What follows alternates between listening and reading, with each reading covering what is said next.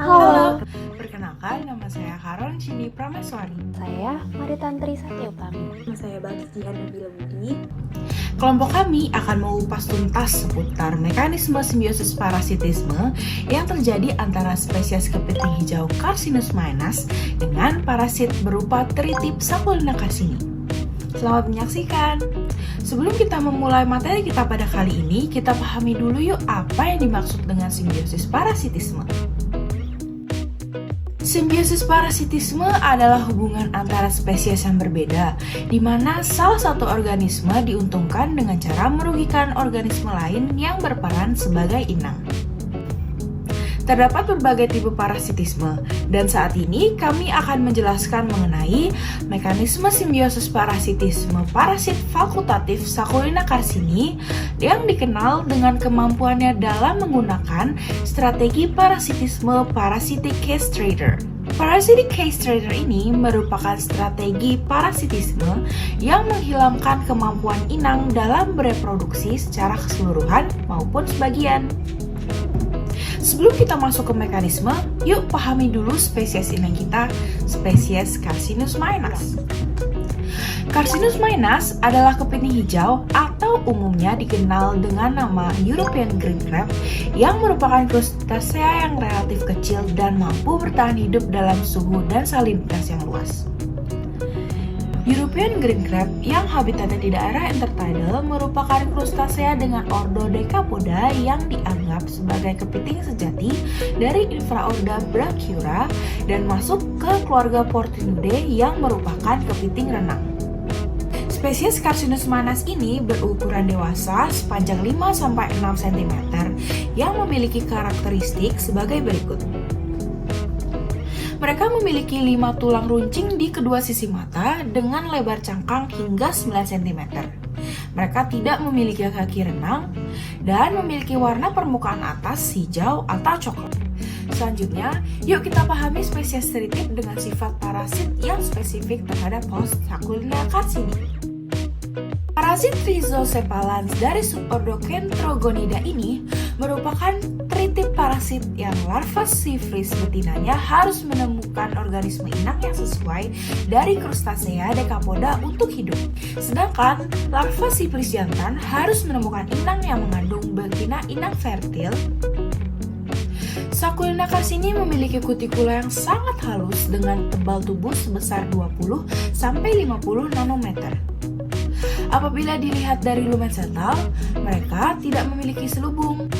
Jika dilihat dari karakteristiknya yang kecil, maka sulit bagi kita untuk menemukan di manakah mereka tinggal. Kita dapat menemukan mereka, salah satunya adalah di dalam tubuh dari kepiting, yaitu Carcinus maenas. Penasaran kan bagaimana sih tripet yang mungil ini bisa menginfeksi sampai menghilangkan kemampuan reproduksi pada inangnya? Sebelum mempelajari mekanisme simbiosis parasitisme, sebaiknya kita mengerti dulu bagaimana siklus hidup yang terjadi pada Sacculina carsini. Sacculina carsini bukanlah parasit obligat, melainkan parasit fakultatif yang tidak bergantung pada inangnya untuk tetap bertahan hidup. Berikut ini adalah siklus hidup dari Sacculina carsini. Sebelum menginfeksi inang, spesies ini biasanya bergerak bebas layaknya plankton. Berawal dengan bentuk larva Nautilus, spesies ini akan menjalankan fase molting selama 5-6 hari. Kemudian baru masuk ke tahap sipris. Pada tahap ini, teritip betina akan menempel pada antena inang dan melepaskan bagian toraks dan abdomen. Kemudian baru memasuki tubuh inang dalam bentuk kumpulan sel embrionik. Sel ini kemudian akan bermigrasi ke bagian midgut dan membentuk pengangkaran memanjang yang disebut dengan tendril eksternal.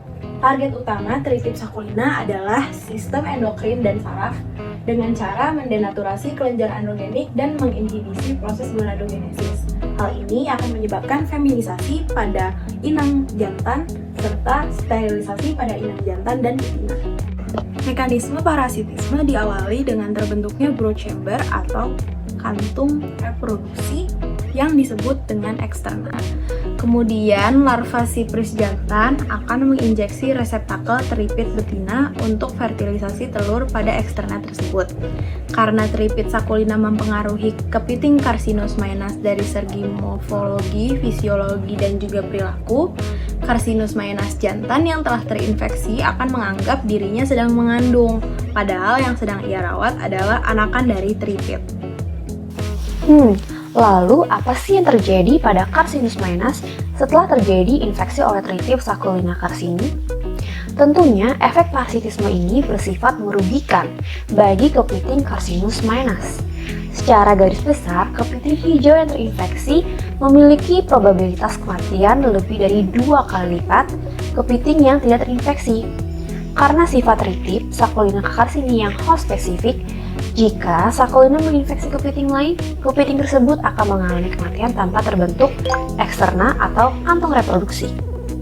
Lantas, apa saja efek negatif yang timbul akibat infeksi Tripit Sacculina pada kepiting hijau? Efek negatif ini mempengaruhi kepiting hijau dari segi perilaku dan juga morfologi. Perubahan perilaku yang terjadi pada kepiting hijau yaitu kepiting jantan yang terinfeksi secara berangsur akan menjadi feminin. Perilaku jantan diubah sedemikian rupa sehingga ukuran abdomen cenderung melebar, ukuran capit mengecil, dan pada saat pelepasan larva rhizocephalan, mereka berperilaku seperti kepiting betina yang melepaskan anak-anaknya yang menetas. Kemudian, kepiting yang terinfeksi lebih jarang memangsa kerang dengan ukuran menengah yaitu sekitar 25-30 mm dibandingkan dengan kepiting yang tidak terinfeksi. Sedangkan pada kepiting hijau dalam percobaan laboratorium menunjukkan bahwa kepiting yang terinfeksi lebih kecil kemungkinannya untuk melakukan perilaku mengubur daripada yang tidak terinfeksi. Sementara, perubahan morfologi yang terjadi adalah yang pertama yaitu pada jantan umumnya melalui molting yang berturut-turut pasca infeksi akan terjadi transformasi pada tubuh sebagai berikut. Yaitu yang pertama adalah penampang slit dan abdomen yang menjadi lebih besar, capit yang mengecil, dan diperolehnya pleopod. Pertanyaan baru yang timbul adalah apakah ada mekanisme pertahanan yang dilakukan oleh kepiting hijau untuk mengatasi infeksi oleh parasit? Jawabannya ada. Hasil pengamatan menunjukkan terbentuknya lapisan tipis berupa sel pipih yang menyelubuhi tendril eksterna. Lapisan ini dipercaya berasal dari hemositik atau jaringan ikat yang muncul dari massa ganglion ventral. Tendril eksterna akan mengalami melanisasi sebagai bentuk respon imun kepiting dan mengalami degenerasi serta pengerasan akibat respon enkapsulasi dari ruang intertubular pada hepatopankreas. Jika hal ini berhasil dilakukan, maka eksterna akan terlepas dari kepiting dan akan terdapat luka berbentuk bulat pada bagian abdomen kepiting hijau.